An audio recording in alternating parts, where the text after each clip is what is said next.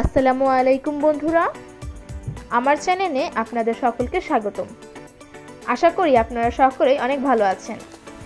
আজকে আমি রান্না করেছি তেলাপিয়া মাছ দিয়ে আলুর শাক রেসিপি।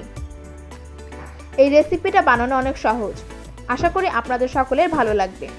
সবাইকে শুভেচ্ছা জানিয়ে শুরু করছি আমার আজকের এই রেসিপি। আমি এখানে 1 কেজি আলু শাক নিয়ে নিয়েছি। আলু শাকের সব আঁশগুলো আমি এভাবে ছাড়িয়ে সব আলু শাকগুলো বেছে নিচ্ছি। দেখুন বন্ধুরা, আপনারাও এইভাবে বেছে নেবেন। আলু শাকগুলো এভাবে বেছে তারপর আমি খুব ভালোভাবে ধুয়ে পরিষ্কার করে নিয়েছি। এখন একটা প্যানে দিয়ে দিচ্ছি সাদা তেল। তেলটা একটু গরম হয়ে এলে এর মধ্যে দিয়ে দিচ্ছি তেলাপিয়া মাছ। আপনারা চাইলে এখানে যে কোনো মাছ দিয়ে আলুর শাকটা রান্না করতে পারেন।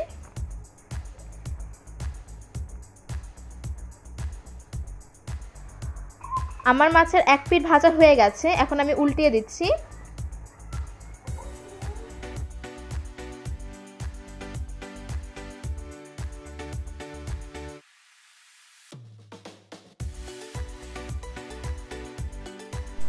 মাছের আরেক পিঠও ভাজা হয়ে গেছে, এখন আমি তুলে নিচ্ছি একটা বাটিতে।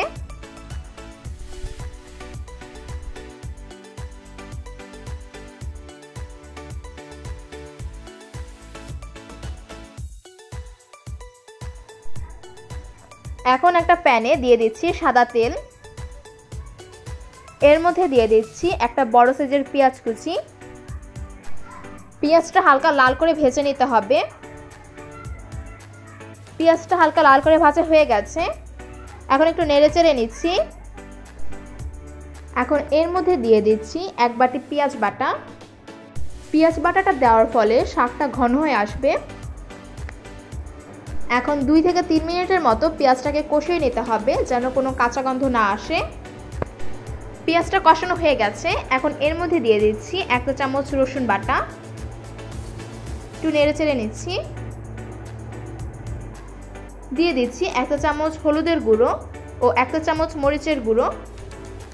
এখন মশলাটাকে একটু কষিয়ে নিতে হবে। এখন এর মধ্যে দিয়ে দিচ্ছি একটু পানি। একটু নেড়েচেড়ে নিচ্ছি। এখন এর মধ্যে দিয়ে দিচ্ছি একটা বড় সাইজের আলু কুচি। দিয়ে দিচ্ছি স্বাদ মতো লবণ। এখন একটু নেড়েচেড়ে 5 থেকে 6 মিনিটের মতো মশলাটাকে খুব ভালোভাবে কষিয়ে নিতে হবে। 6 মিনিট পর এলাম। দেখুন বন্ধুরা, তেল ছেড়ে দিয়েছে মশলা থেকে। মশলাটা আমার খুব ভালোভাবে কষানো হয়ে গেছে। এখন এর মধ্যে দিয়ে দিচ্ছি শাকগুলো। আমি শাকগুলোকে ভালোভাবে ধুয়ে এভাবে কুচি করে কেটে নিয়েছিলাম। এখন একটু নেড়েচেড়ে দিচ্ছি।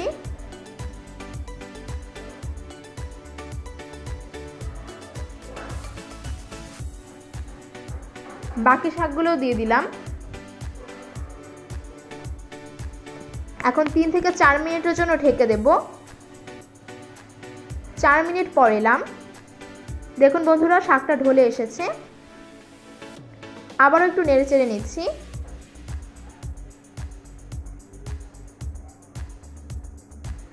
এখন আবারও 2 থেকে 3 মিনিটের জন্য ঢেকে দেব।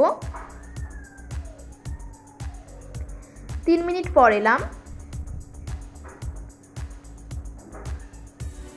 শাকটাকে একটু নেড়েচেড়ে এর মধ্যে সামান্য একটু পানি দিয়ে দিচ্ছি। এখন আবার একটু নেড়েচেড়ে নিচ্ছি। এখন এর মধ্যে দিয়ে দিচ্ছি ভেজে রাখা তেলাপিয়া মাছগুলো। এখন নেড়েচেড়ে নিচ্ছি। এখন আরও 4 থেকে 5 মিনিটের মতো রান্না করে নিতে হবে। এর উপর দিয়ে দিচ্ছি 4টা কাঁচামরিচ। 4 মিনিট পর এলাম। বন্ধুরা, আমার রান্নাটা হয়ে গেছে। এখন আবার একটু উল্টে পাল্টে নিচ্ছি।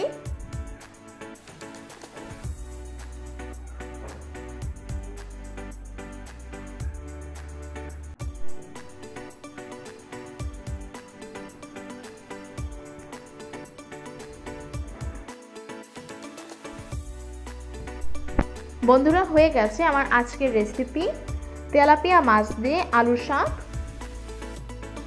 বন্ধুরা, আমার ভিডিওটা যদি আপনাদের ভালো লাগে তাহলে লাইক, কমেন্ট, শেয়ার করতে ভুলবেন না এবং এইরকম আরও রান্নার ভিডিও পেতে আমার চ্যানেলটা সাবস্ক্রাইব করে আমার পাশে থাকবেন। সবাইকে ধন্যবাদ।